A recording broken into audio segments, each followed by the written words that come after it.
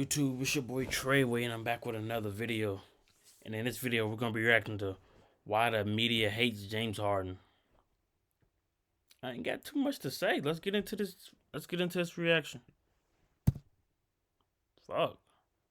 James Harden stands out as a player who sparks major controversy. The media has been calling him fat, a locker room cancer, and a choke artist. They question his dedication to the game, suggesting that he lacks the necessary passion and drive. Yeah, that play was great. I don't know what he was doing. Additionally, his off-the-court activities, such as being a regular at the strip club, have made him an easy target, leading some to question his focus and commitment. The media is polluting Harden's undeniable dominance by constantly undermining his incredible achievements with negative coverage. And this weekend, James Harden was actually spotted at a strip club. The three, down to two, it's a three, good! Good!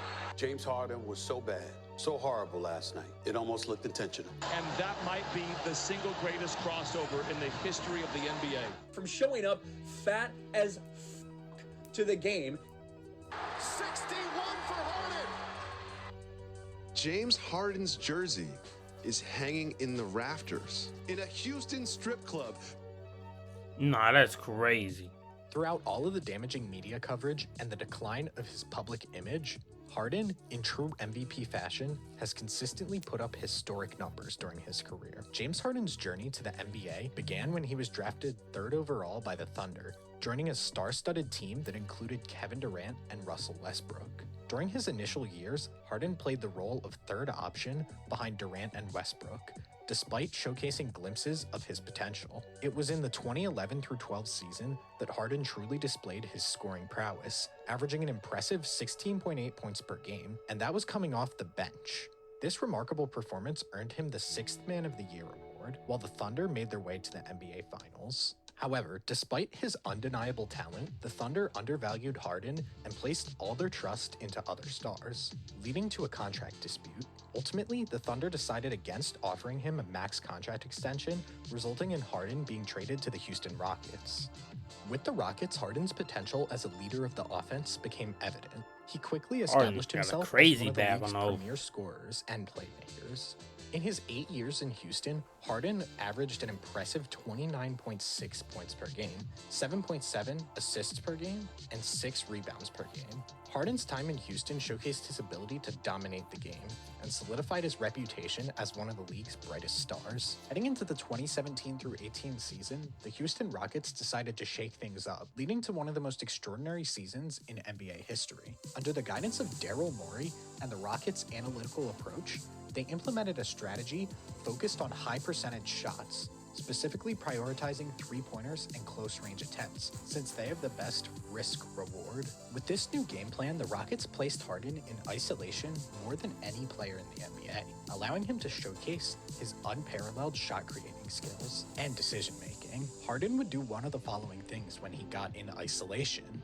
First, he could draw a double team and dish it out to an open shooter for a three. Second, he could use his dribble combos and take a step back three. Yeah, his Or bag last, is crazy he on could drive those. to the basket He got to one of the create craziest contact bags with the on defender offensive to draw history. fouls. In Harden. fact, he led the NBA in shots on drives, free throw attempts, and three-point attempts during that remarkable season. Only a mere 3% of Harden's points came from mid-range shots, as the Rockets embraced the data-driven philosophy of avoiding these less efficient scoring opportunities. Harden's willingness to adapt to this revolutionary style of play and the team's commitment to analytics led to a season that will be remembered as one of the best in Rockets history. Right, shoots for the win, and he gets it! Eric Gordon puts the buzzer, and the Rockets have come from behind.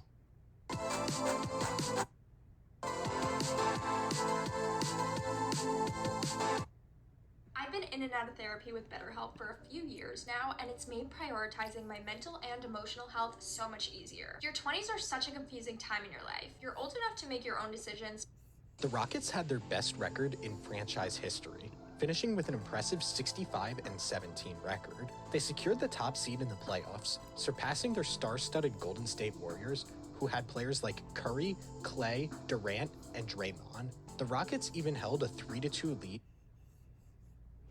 in the series versus the Warriors. However, their fortunes took a turn when tragedy struck, and Chris Paul, the team's second best player, got injured.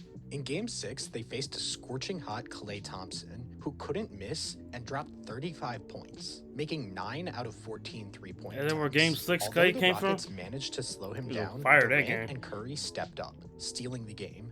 Game 7 would decide it all, but without Chris Paul, the Rockets struggled. They suffered one of the worst shooting performances ever, missing a staggering 27 consecutive three-point shots. That's Players insane. on disappeared, How the like how? Trevor Ariza, who went 0 for 9 from beyond the arc, and Eric Gordon, who was 2 for 12. Despite Harden's effort, his teammates' inability to make shots hampered their chances of victory.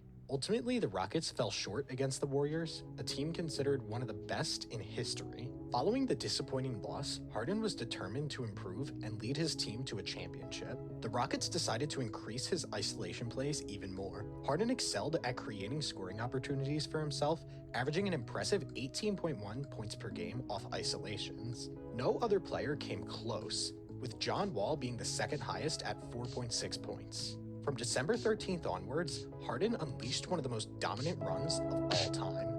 Harden, step back three. Beard, Alright, bro, this Leave fucking him. copyright shit. greatest scorer in the game today. Player I may have ever seen.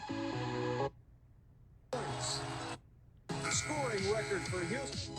He went on a record-breaking streak, scoring at least 30 points and dishing out 5 assists in 16 consecutive games, the longest streak ever achieved in points in an astonishing 32 consecutive games between December 13th and February 21st.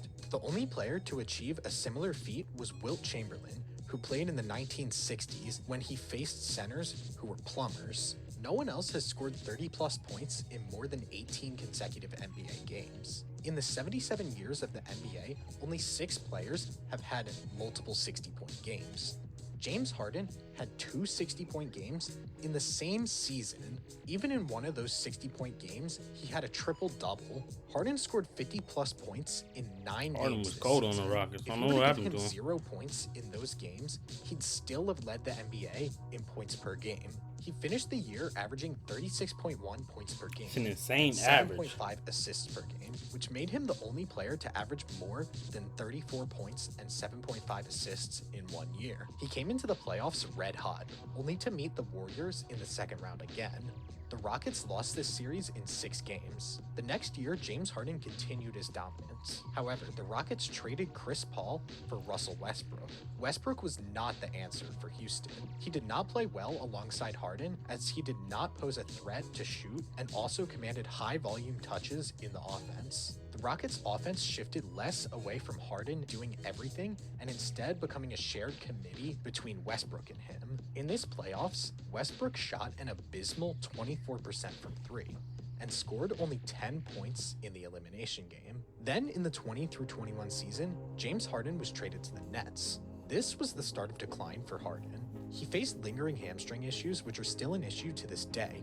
In addition, the NBA changed their way of officiating by not calling fouls on plays where the offensive player leans in to draw contact, which was Harden's specialty. Harden, with all these changes, saw a decline in his numbers, and after a season with the Nets, he was moved to the Sixers, but it is clear he is past his prime now. Harden, after these injuries, is not the same in isolations and has a slower first step. Many ISO-heavy guards struggle as they age, and Harden is a product of this disappointing career trajectory. For example, Allen Iverson, one of the NBA's greatest isolation players ever, had the same problem as Harden. When Iverson was 33, he had hamstring injuries and struggled to make his first step. Once Iverson saw this first hamstring injury, at that age, his career was never the same. The media painted Allen Iverson as someone who didn't practice and didn't care. We're talking about practice. But in Practice? reality, You talking both about Iverson practice? and Harden are iconic players who the media tried to pick apart. It's been made known that James Harden is also evolving the game right now. Is that level of criticism that he's getting, is that warranted for how he's playing? No way. No way.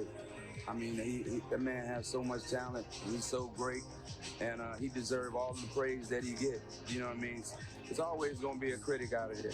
It's always going to be out there, somebody out there saying you can do something else better than what you're doing. In 2 years, James Harden is on pace to pass Ray Allen and be second all-time in three-pointers made. If Steph Curry didn't exist, we would all be praising Harden as the NBA three-point king. If Harden didn't have to go through the most overpowered roster of all time, he could have gotten at least one ring. If he had the teammate support that other stars did, he could have had more playoff success. If he never got injured, maybe his prime would have lasted longer. However, these are all what-ifs and not the truth. Fact. The sad truth is, the media wants to focus on the negatives of Harden instead of giving him credit. Harden is an all-time great, and instead of appreciating his greatness, the media has mocked him. I mean, he put it upon himself. James Harden put it upon himself. You feel me? James Harden put it upon himself by going to the strip clubs, doing this, doing that, doing this. That's his fault. Work hard every day. Don't go to the strip club. Maybe the media won't paint you as a bad guy. I don't know. That's the end of this video. Hope y'all guys enjoy. If y'all did, give me a like, comment, subscribe. I'm out. Peace.